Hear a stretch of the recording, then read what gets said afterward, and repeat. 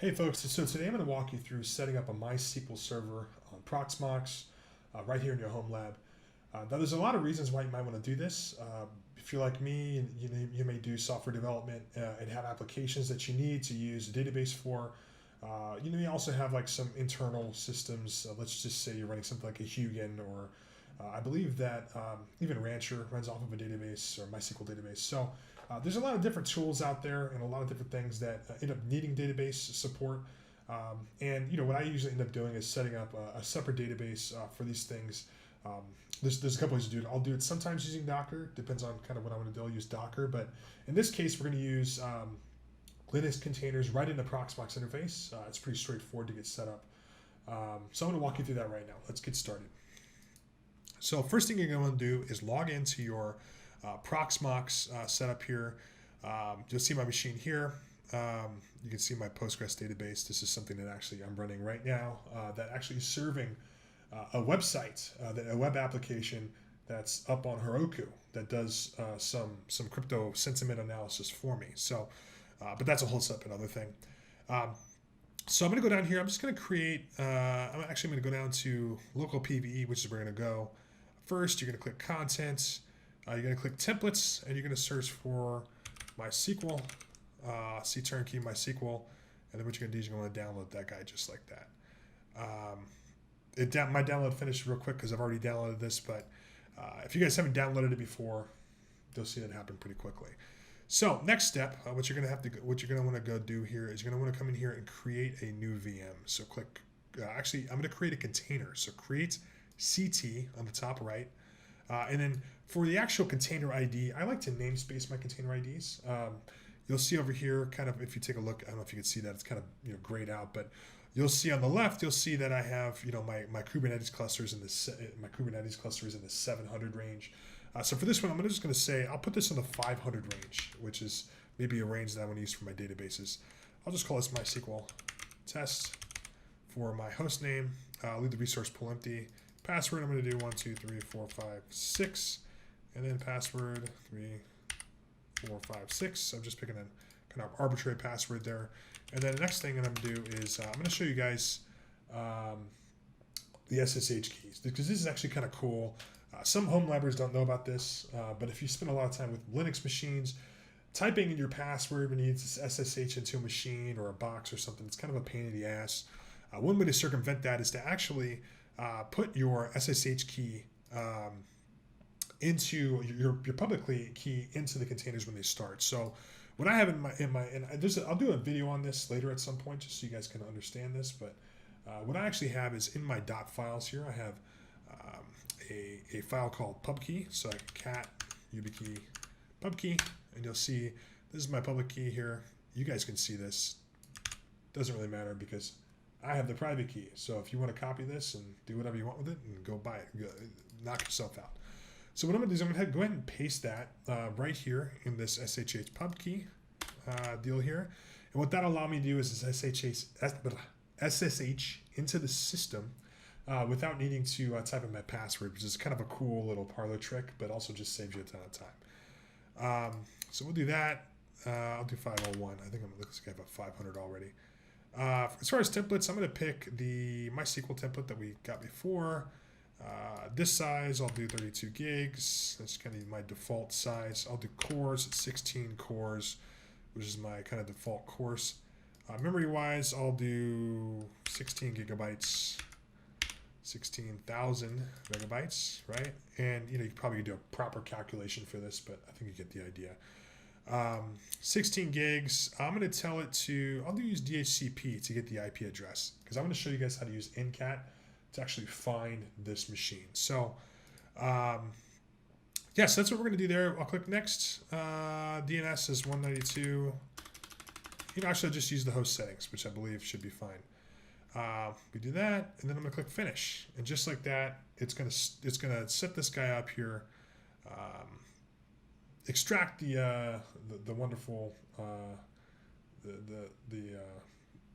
the container and get everything configured. And kind of as that's working, what I'm going to do is I'm going to go over here to my terminal and get this ready for ncat. So, nmap. So one thing I'm going to do, first I'm going to do an nmap scan. And nmap is kind of a Swiss Army knife. If you've ever seen the movie Hackers, there's a scene in the beginning that nmap is actually used in. It's there's the first movie. Actually, isn't it Hackers? No, I'm sorry. It's the Matrix. In the beginning of the Matrix, Trinity's trying to get out of the Matrix or whatever, and you see her. You pull up nmap and do some cool stuff with nmap. So it's an actual real tool, and it's pretty cool. But it'll do port scan. So I'm going to do a port scan for 22, which is the SSH port. Do 192.168.1.1. This is my subnet, my IP address, and then I'm going to do the CIDR block of 24, which is basically the subnet for this. And this is going to scan all of my current network for port 22 to see what's open.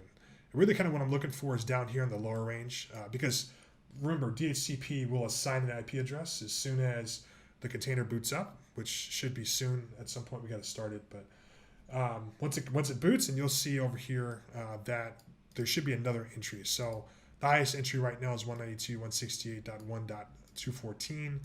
So we'll see what the next IP entry is, and this is a really great tool for actually doing and figuring out what your IP address is that your machines have been assigned without needing to log into the machine or anything. So I'm going to go back over here to the browser. This is okay, and this is done. So I'm going to go to 501 here. You'll see 501, MySQL test. I'm going to start it. And that guy is going to start up, and you'll see it should be relatively easy. And let's see, it should be loading.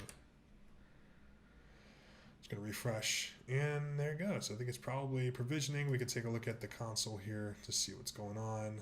You'll see it loading. Looks like it's all loaded pretty quick. And now I'm going to come back over to nmap, and again here, and we'll run another scan, and we'll see that new IP address show up. We should see the machine. See, it's 215. So that's the new service. That's my new domain. My new MySQL box. So I'm going to SSH into it, and I believe this is root is the default user. And we'll just do that. I'm going to take the SSH fingerprints. Now you guys can't see it, but I was just prompted with a prompt for my pen entry, which is for my YubiKey. Remember that SSH key that I pasted in, creates this protocol. So I'm just going to type this in. You guys can't see it, but as soon as I do that, you'll see that I log in just like that, and boom! Now we're in this wonderful configuration prompt that's set up by the folks who, the turnkey folks who have actually set this machine up. So now we're going to configure this guy. Password, we're just going to do, we'll do, okay, so that was for the admin. This is for the remote account. So do the same thing, J1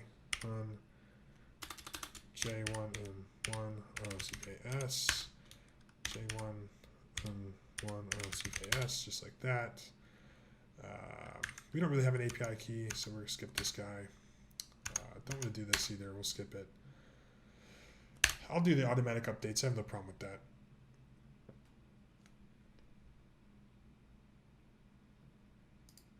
Okay, so that's it. So it looks like now we're able to hit this control panel here if we want to. 192.168.1.215. So let's go over here to the browser. All right, so we'll just log into the domain here. There's 192.168.1. What was that? 218? I think it was 218. I believe was it 218? 215. There it is right there. All right, so 215. Now, if we go to the adminer here, this is, we know that the box is working, and username, the username is adminer, right? I believe it's adminer, all lowercase. I'm just copying it from up there. And then the password was JIMI with ones. Oops, I typed too much. JIMI ROCKS. And boom, we're logged in. So now we have our database here, and it's all structured. We can run queries against this, or take a look at it, or if we want to do something, we have full access. So You can use this actually to connect up to any kind of database, any database client you have, or if you have an application, you now can connect directly to this machine. It's actually a container that's on the actual VM OS, but yeah, I mean you have the full database ability here, which is absolutely wonderful. So that's setting up MySQL in a Linux container on Proxmox. Pretty straightforward, and it's pretty easy. If you have questions or comments, just feel free to leave them in the comments below, and we'll go ahead and see you later. Take it easy.